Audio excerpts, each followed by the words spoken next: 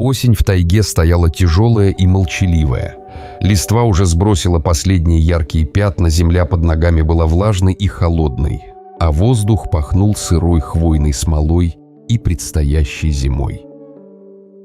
Егор Матвеевич шел по лощине медленно, ступая по тропинке, которой пользовался не одно десятилетие. Возраст ощущался в каждом суставе, но опыт подсказывал: в лесу важна внимательность, и торопиться нельзя. Из глубины лощины донесся жалобный скулеж. Короткий протестующий звук, от которого у мужчины остановилось сердце. Он остановился, вслушался. Скулеж повторился, приглушенный эхом деревьев. Запах сырой земли и чего-то потревоженного принесся на ветер. Егор сразу напрягся. Лес редко плачет, и если слышишь такой звук, значит, беда у зверя или у человека. Он прислушался еще раз, потом присел и потянулся к ружью, слепо проверив затвор. В молодости он мог сходу разбираться с угрозой. Сейчас главное было не паниковать и понять, где именно источник звука. Он спустился в лощину, осторожно огибая старые корни и влажные шишки. Серые тени быстро сгущались. В такой обстановке любой шум казался громче. И вот в углублении земли у самой кромки старого сухого ствола лежала яма. Человек, кажется, ставил ловушку, но сейчас в ней сидел медвежонок-подросток. Худой, взъерошенный, с шерстью, местами спутанной и запыленной. Он пытался выбраться, но задняя лапа была неестественно подвернута. То и дело он срывался и снова падал в грязь, издавая жалобные глухие звуки. Егор стоял, держа ружье в одной руке, а в другой стискивал шлем сгорбленного плеча. Прошлые годы научили бы. Куда легче сейчас убить добычу и принести домой шкуру и мясо, чем возиться с ранеными. Да и охота выдалась тяжелая. Дичь куда-то ушла, запасы еды на заимке таяли, и дум о будущем хватало. Его сын Антон часто говорил ему переехать в город, жить с ним в квартире рядом с внуком и внуками. Считал жизнь отца опасной и бесполезной. Но Егор любил тайгу, и эта любовь была глубже простых привычек. Она была частью его крови. Он смотрел на медвежонка и сначала почти инстинктивно посчитал это добычей, но что-то в глазах зверя остановило его. Не звериная злость, а испуг. Маленькие глаза смотрели прямо на него, не с угрозой, а с молчаливой просьбой. Егор почувствовал, как в груди что-то сжалось. Он вспомнил свой первый день в тайге, когда сам был таким же уязвимым перед миром. Словно кто-то тихо нашептал ему: «Сделай шаг». Он подошел ближе, выставив ладони, чтобы зверя не напугать. Медвежонок пригнулся, зажмурился, но не рванул в сторону. Егор осмотрел яму, ее края были круты, стенки скользкие от дождя, выхода не было. Мужчина осмотрел лапу медвежонка, судя по всему, она была вывихнута или сломана, и попытки выбраться лишь травмировали ее сильнее. Егор потом долго вспоминал каждый нюанс того решения. Он мог уйти, закрыть глаза на знакомую боль, позволить природе взыскать свое, а мог остановиться и помочь. Он выбрал второе. Он вернулся на заимку, набрал в плечи топор, веревку и старую рубаху. Рубить он стал сосну у обочины, делая трап из 2 толстых бревен и множество тонких жердей. Тянул и наставлял, пока руки не деревенели. Ветер носил запах смолы и его собственный пот. Работа шла медленно, но тщательно. Егор знал, что лес не прощает ошибок, и от его умения сейчас зависела жизнь маленького существа. Когда трап был готов, он аккуратно опустил его в яму, чтобы тот мог взобраться наверх. Медвежонок сначала смотрел со страхом, не понимая, чему можно доверять. Егор сел на край ямы и тихо говорил. Слова о ветре, о хвое, о том, что болезни бывают у всех и что иногда надо подождать. Слова были просты и почти не слышны, но они будто разрезали страх. Медвежонок, почуяв руку через тонкий слой шерсти, дернулся, но не убежал. Тот, кто сидит с болью и плачет, знает, кому-то надо протянуть руку. С веревкой и терпением Егор помог медвежонку взобраться. Он привязал тяжкую петлю, аккуратно поддернул зверя, а тот вздыхал и, наконец, вырвался на свет. На свободе он потер и обнюхал ладонь старика, будто благодарность была не в словах, а в прикосновении. Потом, слегка прихрамывая, медвежонок сел, потянулся и удивительно мягко ушел в чащу. Егор, уставший и довольный, чувствовал облегчение. Он сделал то, что посчитал правильным. 3 дня спустя он вышел на охоту. Надежда на добычу была мала, лес казался пустым, птицы молчали, и к вечеру его шаги редко встречали сопротивление. И вот свежие следы медвежонка. Они вели в сторону Салей. Он изменил курс. Сначала Егор думал, что зверь просто идет по своим делам, но вскоре почувствовал, как кто-то наблюдает за ним.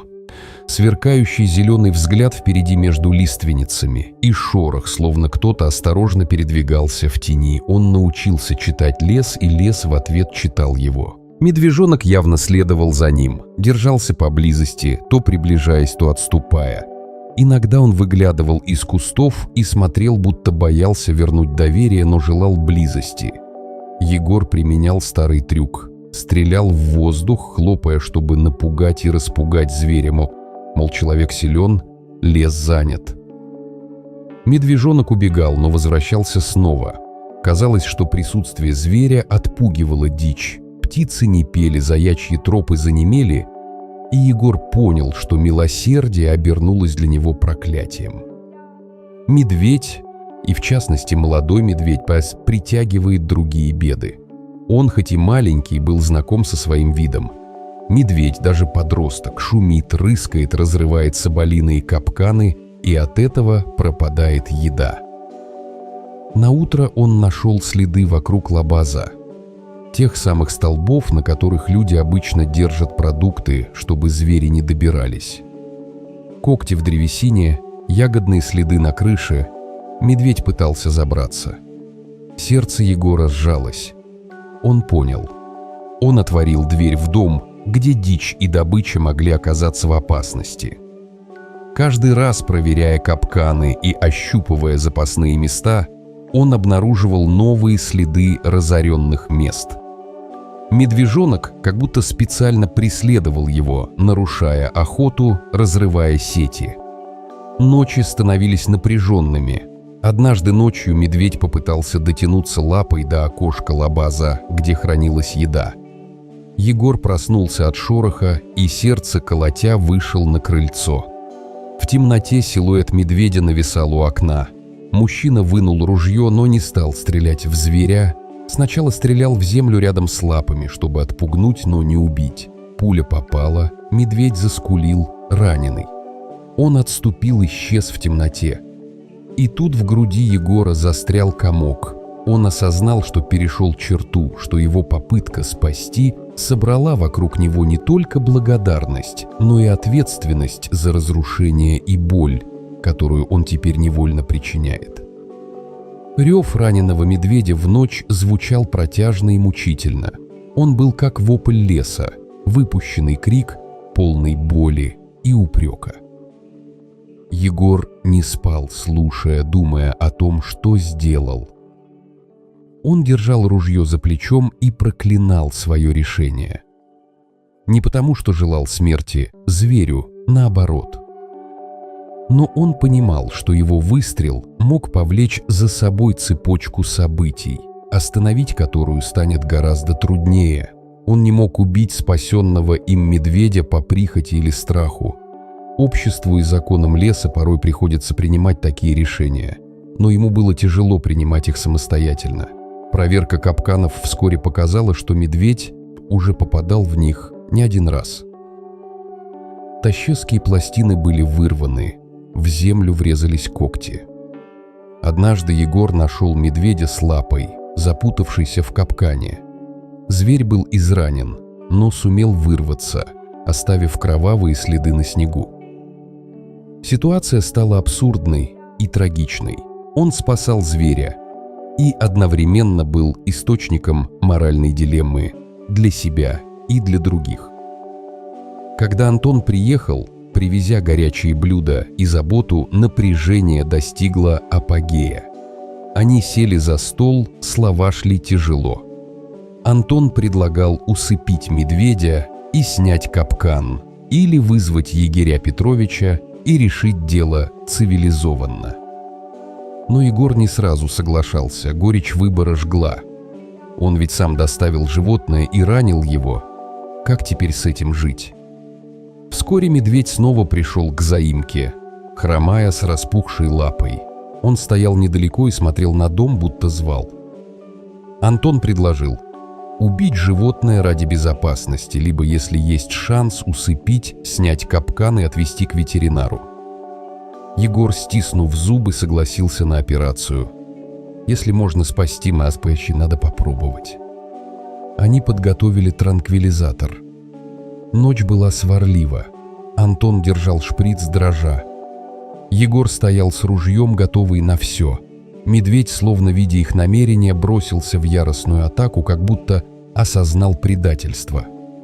Антон выстрелил в воздух, пытаясь оглушить. Но зверь ворвался на крыльцо, и в этот момент Егор не смог смотреть на черную дыру возможного исхода. Сердце его горело, он видел сына, и инстинкт отца взял верх. Он поднял ружье и выстрелил. Медведь рухнул. В тот миг наступила абсолютная тишина. Тишина, похожая на разрыв. Антон остолбенел, глаза его наполнились недоумением и горечью. Егор стоял, ножи стучали в руках, а внутри все было как лед. Он убил зверя, которого спасал дважды. Чувство вины наложилось на усталость, и он не мог сдержать слез. Не внешних, а тех, что растут глубоко внутри, в месте, где хранятся все несделанные молитвы. Они разделали тушу. Это был суровый, но естественный шаг.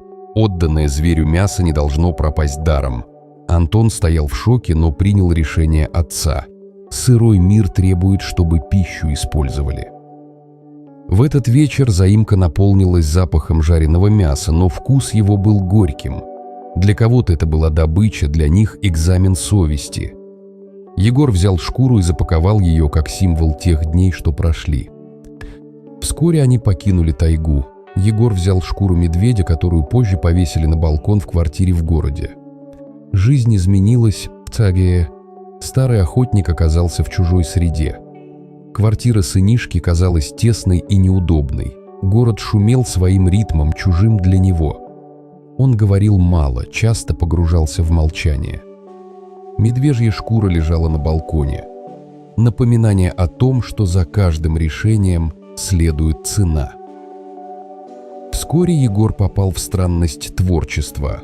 Он начал шить детскую шубку из шкуры медведя. Этот акт вызвал шок у Антона и недовольство у Ольги, жены сына. Она считала это неприемлемым.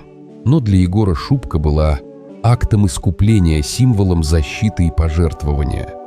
Он видел в ней не убитое животное, а дар. Попытку загладить вину и превратить трагедию в нечто полезное. Между ними возник конфликт.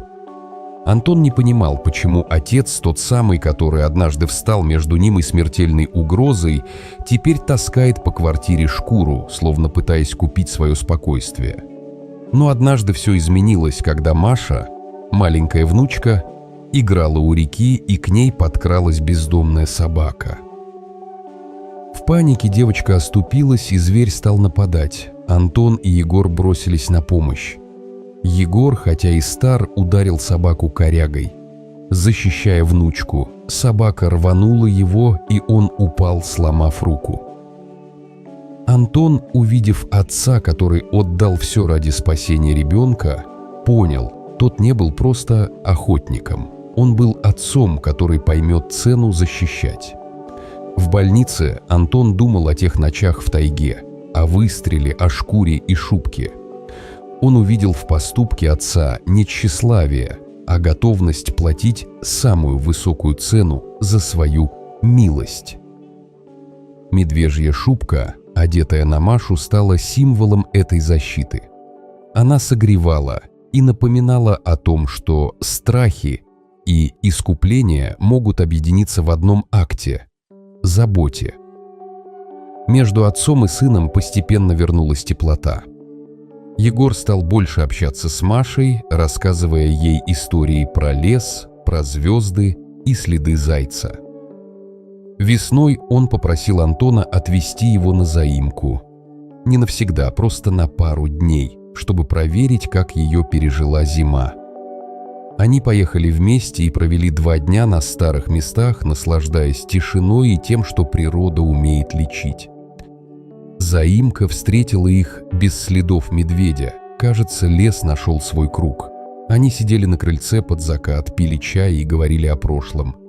Егор поднял топор и вместе с сыном пошел в лощину, где была та самая яма-ловушка. Они засыпали ее землей, как бы засыпая страницу, которую нельзя было перечитать. Этот жест был символом примирения с прошлым и принятием последствий. Путь, по которому они шли, был сложен, но каждый из них сделал шаг. Годы шли. Егор оставался жить в городе, но каждое лето они ездили на заимку. Он учил Машу любить лес и уважать его законы. Шубка медведя стала в их доме семейной реликвией, которую надевали в особые дни. В очах Антона и Ольги зажегся новый свет. Уважение к его выбору и признание того, что иногда выстрел в тени – это не убийство, а защита. В тайге же на опустевшем месте все время появлялись новые следы. Жизнь не останавливалась. Антон однажды заметил свежие следы когтей у ямы и понял – лес ищет хозяина, и скоро в нем появится новый медведь. В последние дни своей жизни Егор лежал в больнице, окруженный семьей. Он говорил мало, но слова его были просты и ясны. «Я заплатил свою цену. Милосердие всегда требует платы. Но лучше платить, чем идти и не слышать мольбы». Он умирал не с горечью, а с покоем, как тот, кто принял истинный смысл. Спасение – это не только спасение другого, но и ответственность за последствия. После его смерти Антон взял отпуск и уехал на заимку, чтобы побыть один и подумать. Он прошел в лощину, где раньше была яма, и увидел свежие следы, новые когти, новая жизнь. Он почувствовал спокойствие. Лес живет по своим законам, и он должен быть хранителем памяти и уроков тайги. Медвежья шубка, сухая и теплая, висела в комнате Маши. Она иногда надевала ее и вертелась, изображая маленького косолапого мишку. Шубка стала символом того, что одна остановка у обочины, один протянутый жест руки и одна страшная цена могут превратить судьбы людей и зверей. Она напоминала, что спасение – это всегда выбор, а цена – неотъемлемая часть этого дара. И когда Антон возвращался в город, он знал, теперь его очередь быть хранителем не только воспоминаний отца, но и законов леса. Учить Машу уважать тайгу, да так, чтобы она не боялась и не забывала. Ведь в сердце каждого человека, кто слышал жалобный скулёж в лощине, остается след того утра, когда он решил: нельзя пройти мимо. Цена была высокой, но урок бесценным.